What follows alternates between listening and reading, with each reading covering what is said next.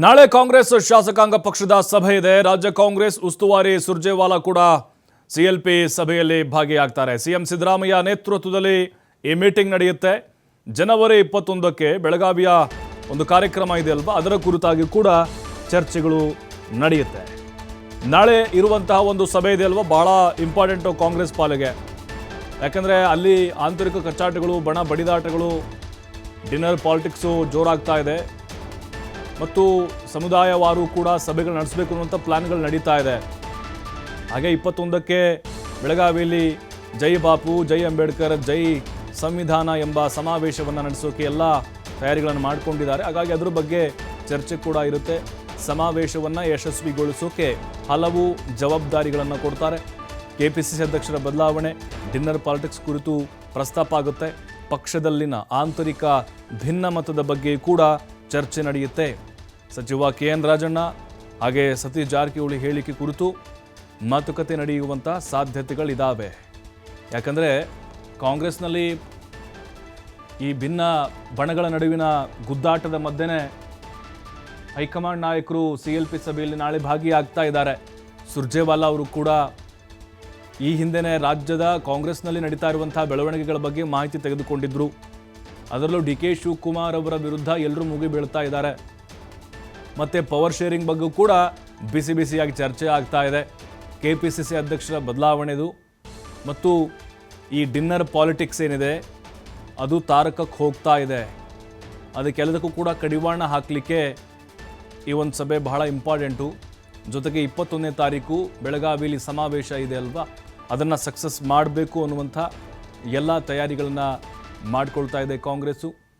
ಈ ಹಿಂದೆ ಆಯೋಜನೆಗೊಂಡಿತ್ತು, ಆದರೆ ಮನಮೋಹನ್ ಸಿಂಗ್ ಅವರು ವಿಧಿವಶರಾದಂಥ ಒಂದು ಕಾರಣಕ್ಕಾಗಿ ಅದನ್ನು ಮುಂದೂಡಿಕೆ ಮಾಡಲಾಯಿತು. ಈಗ ಮುಖ್ಯಮಂತ್ರಿಗಳ ನೇತೃತ್ವದಲ್ಲಿ CLP ಸಭೆ ನಡೆಯುತ್ತೆ. ಅದಕ್ಕಿಂತ ಮುಂಚೆ ಕಾಂಗ್ರೆಸ್ ಸದಸ್ಯರು ಅಂದರೆ KPCCಯ ಸದಸ್ಯರ ಸರ್ವ ಸದಸ್ಯರ ಒಂದು ಸಭೆ ನಡೆಯುತ್ತೆ. ನಾಳೆ ಮ್ಯಾರಥಾನ್ ಸಭೆಯನ್ನು ಕಾಂಗ್ರೆಸ್ ನಾಯಕರು ಹಮ್ಮಿಕೊಂಡಿದ್ದಾರೆ. ಈ ಪರಿಸ್ಥಿತಿಯಲ್ಲಿ ಕಾಂಗ್ರೆಸ್ನ ಹೈಕಮಾಂಡ್ ಮಧ್ಯಪ್ರವೇಶ ಮಾಡೋದು ಬೇಕಿತ್ತು. ಯಾಕಂದರೆ BJPಯವರಿಗೆ ಇವರು ಆಹಾರವನ್ನು ಕೊಡ್ತಾ ಇದ್ದಾರೆ, ಅಸ್ತ್ರಗಳನ್ನು ಬಿಟ್ಟು ಕೊಡ್ತಾ ಇದ್ದಾರೆ. ಹಾದಿ ಬೀದಿಯಲ್ಲಿ ಬಹಿರಂಗವಾಗಿ ಹೇಳಿಕೆಗಳನ್ನು ಕೊಟ್ಕೊಂಡು ಪಕ್ಷಕ್ಕೆ ಡ್ಯಾಮೇಜ್ ಮಾಡ್ತಾ ಇದ್ದಾರೆ. ಮತ್ತಷ್ಟು ಮಾಹಿತಿ LN ಸ್ವಾಮಿ ನೀಡ್ತಾರೆ. ಸ್ವಾಮಿ, ನೋಡ್ತಾ ಇದ್ದೀವಿ ಕಾಂಗ್ರೆಸ್ನಲ್ಲಿನ ಬೆಳವಣಿಗೆಗಳನ್ನು, ಆಂತರಿಕ ಕಚ್ಚಾಟಗಳು, ಬಣ ಬಡಿದಾಟಗಳು, dinner politics, DK Shivakumar target ನೋಡ್ತಾ ಇದ್ದೀವಿ. ಈ ಟೈಮ್ನಲ್ಲಿ ಈ ಸಭೆ ಬಹಳ ಮಹತ್ವ ಪಡೆದುಕೊಂಡಿದೆ ಅಂತ ಅನಿಸ್ತಾ ಇದೆಯಾ? ನಾಳೆ ಏನೆಲ್ಲ ಚರ್ಚೆಗಳಾಗ್ಬೋದು? ಪ್ರಭು, ನಾಳೆ ಕಾಂಗ್ರೆಸ್ ಪಕ್ಷದ ಶಾಸಕಾಂಗ ಸಭೆ ಏರ್ಪಡಿಸಲಾಗಿದೆ. ಪ್ರಮುಖವಾಗಿ ಕಾಂಗ್ರೆಸ್ನಲ್ಲೂ ಕೂಡ ಅಂದ್ರೆ ಆಡಳಿತ ಪಕ್ಷ ಕಾಂಗ್ರೆಸ್ನಲ್ಲೂ ಸಾಕಷ್ಟು ಆಂತರಿಕ ಬಿಕ್ಕಟ್ಟುಗಳು, ಭಿನ್ನಮತಗಳು, ಭಿನ್ನಾಭಿಪ್ರಾಯಗಳು ಹೆಚ್ಚಾಗ್ತಾ ಇವೆ. ಒಂದು KPCC ಅಧ್ಯಕ್ಷರ ಬದಲಾವಣೆ ವಿಚಾರಕ್ಕೆ ಸಂಬಂಧಪಟ್ಟಂತೆ, ಮತ್ತೊಂದು CM ಕುರ್ಚಿಗೆ ಮತ್ತೊಂದು ಟೀಮ್ನಿಂದ ತೆರೆಮರೆಯ ಕಸರತ್ತು. ಈ ಎರಡೂ ವಿಚಾರಗಳನ್ನ ಇಟ್ಕೊಂಡು ಈಗಾಗಲೇ ಪಕ್ಷದ ನಾಯಕರಲ್ಲಿ ಹೇಳಿಕೆಗಳು, ಆರೋಪಗಳು, ಪ್ರತ್ಯಾರೋಪಗಳು ಶುರುವಾಗ್ತಾ ಇದೆ.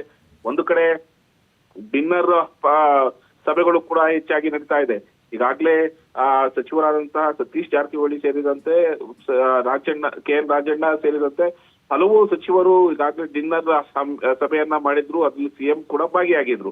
ಸಾಕಷ್ಟು ಚರ್ಚೆಗಳು ಪಕ್ಷದ ಆಂತರಿಕ ವಲಯದಲ್ಲಿ ಚರ್ಚೆ ಆಗ್ತಾ ಇದೆ. ಅಂದ್ರೆ CM ಗದ್ದುಗೆ ಏನು ಶೇರಿಂಗ್ ಎಂಬ ವಿಚಾರ ಬರ್ತಾ ಇದೆ. ಅಂದ್ರೆ 2 ವರ್ಷಗಳ ನಂತರ CM ಸಿದ್ದರಾಮಯ್ಯನವರು ಕುರ್ಚಿ ತ್ಯಾಗ ಮಾಡ್ಕೊಡ್ಬೇಕು ಅನ್ನೋದು ಒಂದು ಕಡೆ ಒಂದು ವಲಯದಿಂದ ಚರ್ಚೆ ಆಗ್ತಾ ಇದೆ. ಹಾಗಾಗಿ ಈ ವಿಚಾರ ಈಗಾಗಲೇ ಹೈಕಮಾಂಡ್ ನಾಯಕರಿಗೂ ಮುಟ್ಟಿದೆ. ಈ ಹಿನ್ನೆಲೆಯಲ್ಲಿ ಪದೇ ಪದೇ ಸಭೆಗಳ ಮೇಲೆ ಸಭೆಗಳು, ಸಮುದಾಯವಾರು ಶಾಸಕರ ಸಭೆಗಳು ಕೂಡ ಒಂದಿಷ್ಟು ಪಕ್ಷಕ್ಕೆ ಡ್ಯಾಮೇಜ್ ಆಗುತ್ತೆ. ಆಂತರಿಕ ಭಿನ್ನಾಭಿಪ್ರಾಯಗಳು ಇನ್ನಷ್ಟು ಹೆಚ್ಚಾಗುತ್ತೆ, ವಿಪಕ್ಷಗಳಿಗೆ ಅಸ್ತ್ರವಾಗುತ್ತೆ. ಹಾಗಾಗಿ ಇದಕ್ಕೆಲ್ಲ ಕಡಿವಾಣ ಹಾಕ್ಬೇಕು ಅನ್ನೋದು ಈಗಾಗಲೇ CM DK ಶಿವಕುಮಾರ್ ದೆಹಲಿಯ ಹೈಕಮಾಂಡ್ ನಾಯಕರನ್ನ ಭೇಟಿಯಾಗಿ ಈಗಾಗಲೇ ಯಶಸ್ವಿ ಕೂಡ ಆಗಿದ್ದಾರೆ. ಒಂದು ಕಡೆ ಸತೀಶ್ ಜಾರಕಿಹೊಳಿ ಅವರ ನೇತೃತ್ವದಲ್ಲಿ ನಡೆದಂತ ಸಭೆ ಬಳಿಕ ದಲಿತ ಸಚಿವರ ಹಾಗೂ ಶಾಸಕರ ಒಂದು ಸಭೆಯನ್ನು ಕೂಡ ಹಮ್ಮಿಕೊಳ್ಳಲಾಗಿತ್ತು. ಅದಕ್ಕೆ DCM DK ಶಿವಕುಮಾರ್ ಅವರೇ ಬ್ರೇಕ್ ಹಾಕಿಸಿದ್ದಾರೆ ಅನ್ನೋದು ಕಾಂಗ್ರೆಸ್ ವಲಯದಲ್ಲಿ ಸಾಕಷ್ಟು ಚರ್ಚೆ ಆಗ್ತಾ ಇದೆ. ಈ ಎಲ್ಲವೂ ಪಕ್ಷದ ಆಂತರಿಕ ವಲಯದಲ್ಲಿ ಡ್ಯಾಮೇಜ್ ಆಗ್ತಾ ಇದೆ. ಜೊತೆಗೆ ಮುಂಬರುವ ದಿನಗಳಲ್ಲಿ ಇದು ಹೆಚ್ಚಾದಂತ ಸಂದರ್ಭದಲ್ಲಿ ಸಾಕಷ್ಟು ಸ್ಥಳೀಯ ಸಂಸ್ಥೆಗಳು ಚುನಾವಣೆಗಳು ಬರ್ತಾ ಇದೆ. ಹಾಗಾಗಿ ಎಲ್ಲವನ್ನು ಗಮನದಲ್ಲಿಟ್ಕೊಳ್ಬೇಕು, ಎಲ್ಲರನ್ನು ವಿಶ್ವಾಸಕ್ಕೆ ತೆಗೆದುಕೊಳ್ಬೇಕು. ಇದೇ ಆಂತರಿಕ ಭಿನ್ನಮತಗಳು ಹೆಚ್ಚಾದಂತ ಸಂದರ್ಭದಲ್ಲಿ ವಿಪಕ್ಷಗಳಿಗೆ ಹೋರಾಟಕ್ಕೆ ಮತ್ತೊಂದು ಅಸ್ತ್ರ ನಾವೇ ಕೊಟ್ಟಂತಾಗುತ್ತದೆ ಎಂಬ ವಿಚಾರವನ್ನ ಮನಗೊಂಡಂತಹ ಹೈಕಮಾಂಡ್ ನಾಯಕರು ಇದಕ್ಕೆ ಕಡಿವಾಣ ಹಾಕೋದಕ್ಕೆ ಮುಂದೆ ಆಗಿರುವಂತದ್ದು. ಹಾಗಾಗಿ ಏನು ರಾಜ್ಯ ಕಾಂಗ್ರೆಸ್ ಉಸ್ತುವಾರಿ ಆಗಿರುವಂತಹ ಸುರ್ಜೇವಾಲಾ ಅವರು ಕೂಡ ಈ ಸಭೆಯಲ್ಲಿ ಭಾಗವಹಿಸ್ತಾ ಇದ್ದಾರೆ. ಈ ಸಭೆಯಲ್ಲಿ ಪ್ರಮುಖವಾಗಿ ಆಂತರಿಕ ಅಭಿಪ್ರಾಯಗಳು ಮತ್ತು ಸಚಿವರ ಹೇಳಿಕೆಗಳು, ಪ್ರತ್ಯೇಕ ಹೇಳಿಕೆಗಳು ಎಲ್ಲದಕ್ಕೂ ಕೂಡ ಕಡಿವಾಣ ಹಾಕಿ ಎಲ್ಲರೂ ವಿಶ್ವಾಸದಿಂದ ಹೋಗೋಣ. ಯಾಕೆಂದ್ರೆ ರಾಜ್ಯದಲ್ಲಿ ಯಶಸ್ವಿಯಾಗಿ ಸರ್ಕಾರ ಜಾರಿ ಆಗ್ತಾ ಇದೆ, ಗ್ಯಾರಂಟಿ ಯೋಜನೆಗಳು ಜಾರಿ ಆಗ್ತಾ ಇದೆ, ಸರ್ಕಾರದ ಬಗ್ಗೆ ಜನರಲ್ಲಿ ಒಳ್ಳೆ ಅಭಿಪ್ರಾಯ ಮೂಡ್ತಾ ಇದೆ. ಇಂತಹ ಸಂದರ್ಭದಲ್ಲಿ ನಮ್ಮ ಕಚ್ಚಾಟದಿಂದಲೇ ಪಕ್ಷಕ್ಕೆ ಡ್ಯಾಮೇಜ್ ಆಗೋದು ಬೇಡ ಎಂಬ ಸಂದೇಶವನ್ನ ಹೈಕಮಾಂಡ್ ನಾಯಕರಿಂದ ಆ ರಾಜ್ಯ ನಾಯಕರಿಗೆ ಕೊಡೋ ಸಾಧ್ಯತೆಗಳು ಇದೆ. ಜೊತೆಗೆ ಈಗಾಗಲೇ ಹೇಳಿಕೆಗಳು ಅಂದ್ರೆ ಏನು ಕೆಪಿಸಿಸಿ ಅಧ್ಯಕ್ಷರಕ್ಕೆ ಸಂಬಂಧಪಟ್ಟಂತೆ ಸಚಿವರ ಹೇಳಿಕೆಗಳು ಹಾಗೂ ಸಿಎಂ ಬದಲಾವಣೆಗೆ ಸಂಬಂಧಪಟ್ಟಂತೆ ಜೊತೆಗೆ ಆರೋಪ ಪ್ರತ್ಯಾರೋಪಗಳು ಅಂದ್ರೆ ಡಿನ್ನರ್ ಮೀಟಿಂಗ್ ಕ್ಯಾನ್ಸಲ್ ಆಗೋದು ಒಂದು ವಿಚಾರಕ್ಕೆ ಒಂದಿಷ್ಟು ಆಂತರಿಕ ಭಿನ್ನಮತ ಚಟಾಪಟಿ ಕೂಡ ಹೆಚ್ಚಾಗ್ತಾ ಇದೆ. ಹಾಗಾಗಿ ಎಲ್ಲದಕ್ಕೂ ಶಮನವಾಗಿ ಎಲ್ಲರೂ ಕೂಡ ಒಂದೇ ವೇದಿಕೆಯಲ್ಲಿ ಒಗ್ಗಟ್ಟಿನ ಮಂತ್ರ ಜಪಿಸಬೇಕು ಎಂಬ ಚರ್ಚೆಯನ್ನ ನಾಳಿನ ಸಭೆಯಲ್ಲಿ ಮಾಡಲಾಗ್ತಾ ಇದೆ. ಜೊತೆಗೆ ಪ್ರಮುಖವಾಗಿ ಈ ಹಿಂದೆ ಬೆಳಗಾವಿಯಲ್ಲಿ ನಡಿಬೇಕಾದಂತಹ ಒಂದು ಬೃಹತ್ ಕಾಂಗ್ರೆಸ್ ಸಮಾವೇಶ ಕೂಡ ಕ್ಯಾನ್ಸಲ್ ಆಗಿತ್ತು. ಆ ಹಿನ್ನೆಲೆಯಲ್ಲಿ ಅಂದ್ರೆ ಮಾಜಿ ಪ್ರಧಾನಿ ಮನಮೋಹನ್ ಸಿಂಗ್ ಅವರ ಒಂದು ಮರಣ ಹೊಂದಿದ ಕಾರಣ ಮುಂದೂಡಲಾಗಿತ್ತು.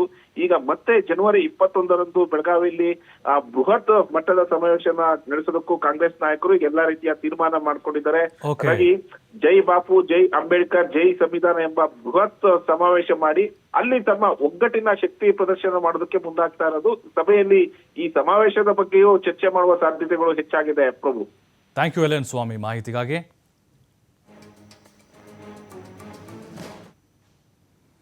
ಬೆಳಗಾವಿಯಲ್ಲಿ ಕಾಂಗ್ರೆಸ್ ಸಮಾವೇಶ ನಡೆಸುವ ಬಗ್ಗೆ ಚರ್ಚೆ ಮಾಡ್ತೇವೆ. ಕಾರ್ಯಕ್ರಮ ಯಾವ ರೀತಿ ಮಾಡಬೇಕು ಅಂತ CLPಯಲ್ಲಿ ಮಾತುಕತೆಗಳಾಗುತ್ತೆ. ಬೆಳಗಾವಿಯಲ್ಲಿ ಸಚಿವ MB ಪಾಟೀಲ್ ಪ್ರತಿಕ್ರಿಯೆಯನ್ನು ಕೊಟ್ಟಿದ್ದಾರೆ. ನಾಳೆ ನಡೆಯುವಂತಹ ಸರಣಿ ಸಭೆಗಳ ಕುರಿತಾಗಿ ಮಾತಾಡಿದ್ದಾರೆ ಸಚಿವ MB ಪಾಟೀಲ್. ಇನ್ನು ಕಾಂಗ್ರೆಸ್ ಸಮಾವೇಶ ಹೇಗೆ ಮಾಡಬೇಕು, ಅದರ ರೂಪುರೇಷೆಗಳೇನು, ಅದರ ಅಜೆಂಡಾ ಏನು, ಅದರ ಬಗ್ಗೆ ಕೂಡ ಚರ್ಚೆಗಳಾಗುತ್ತೆ. ಇನ್ನು ನಾಳೆ ನಡೆಯುವಂಥ ಶಾಸಕಾಂಗ ಪಕ್ಷದ ಸಭೆಗೆ ಸುರ್ಜೇವಾಲಾ ಅವರು ಬರ್ತಾರೆ. ಎಲ್ಲವನ್ನೂ ಕೂಡ ಹೇಳಿದ ಮೇಲೆ ಗೊತ್ತಾಗುತ್ತೆ ಅವರು ಯಾವ್ಯಾವ ಜವಾಬ್ದಾರಿ ಕೊಡ್ತಾರೆ, ಏನು ಸೂಚನೆಗಳನ್ನು ಕೊಡ್ತಾರೆ. ಬೆಳಗಾವಿ ಕಾರ್ಯಕ್ರಮಕ್ಕೆ ಯಾರು ಬರ್ತಾರೆ ಅನ್ನೋದು ನಮಗೆ ಇನ್ನೂ ಕೂಡ ಕನ್ಫರ್ಮ್ ಇಲ್ಲ. ಅದೇ ಅವ್ರು ಹೇಳಿದ ಮೇಲೆ ಗೊತ್ತಾಗುತ್ತೆ. ಅವರು ಬಂದು ಸುರ್ಜೇವಾಲಾ CLPಯಲ್ಲಿ ಎಲ್ಲ ಚರ್ಚೆಗಳನ್ನು ಮಾಡ್ತಾರೆ, ನಮ್ಮ ಅಭಿಪ್ರಾಯಗಳನ್ನು ಕೂಡ ಸಂಗ್ರಹಿಸ್ತಾರೆ ಅಂಥೇಳಿ ಬೆಳಗಾವಿಯಲ್ಲಿ ಸಚಿವ MB ಪಾಟೀಲ್ ಹೇಳಿದ್ದಾರೆ. ಯಾರ ಮನೆಗೆ ಹೋಗಿ ಊಟ ಮಾಡೋದು ಇದೆಲ್ಲದಕ್ಕೂ ಏನು ಮಾತು ಕೊಡಬೇಕಾಗಿಲ್ಲ. ಮುಖ್ಯಮಂತ್ರಿಗಳು ಸತೀಶ್ ಜಾರಕಿಹೊಳಿ ಮನೆಗೆ ಹೋಗಿದ್ದಾರೆ. ನನ್ನ ಮನೆಗೂ 2 ಸಲ ಕರೆದಿದ್ದೀನಿ, ಹಿಂದೆ ಬಂದಿದ್ದಾರೆ. ಇದಕ್ಕೆ ವಿಶೇಷ ಅರ್ಥ ಕಲ್ಪಿಸ್ಕೊಡೋದು ಸರಿಯಲ್ಲ. ಅಷ್ಟೇ ಯಾಕೆ, ನಾವು ವಿರೋಧ ಪಕ್ಷದವರು ನಮ್ಮ ಮನೆಗೆ ಊಟಕ್ಕೆ ಬರ್ತಾರೆ, ನಾವು ಅವ್ರ ಮನೆಗೆ ಊಟಕ್ಕೆ ಹೋಗ್ತೀವಿ. ಏನು ತಪ್ಪಿದ್ದಾರೆ? ನೀವು ಹೋಗಲಿದ್ದೀನಿ. ಇವತ್ತು ಯಾರ ಮನೆಗೆ ಹೋಗಿ ಊಟ ಮಾಡೋದು ಇದೆಲ್ಲದಕ್ಕೂ ಏನು ಮಾತು ಕೊಡಬೇಕಾಗಿಲ್ಲ. ಮುಖ್ಯಮಂತ್ರಿಗಳು ಸತೀಶ್ ಜಾರಕಿಹೊಳಿ ಮನೆಗೆ ಹೋಗಿದ್ದಾರೆ. ನನ್ನ ಮನೆಗೂ 2 ಸಲ ಕರೆದಿದ್ದೀನಿ, ಹಿಂದೆ ಬಂದಿದ್ದಾರೆ. ಇದಕ್ಕೆ ವಿಶೇಷ ಅರ್ಥ ಕಲ್ಪಿಸ್ಕೊಡೋದು ಸರಿಯಲ್ಲ. ಅಷ್ಟೇ ಯಾಕೆ, ನಾವು ವಿರೋಧ ಪಕ್ಷದವರು ನಮ್ಮ ಮನೆಗೆ ಊಟಕ್ಕೆ ಬರ್ತಾರೆ, ನಾವು ಅವ್ರ ಮನೆಗೆ ಊಟಕ್ಕೆ ಹೋಗ್ತೀವಿ.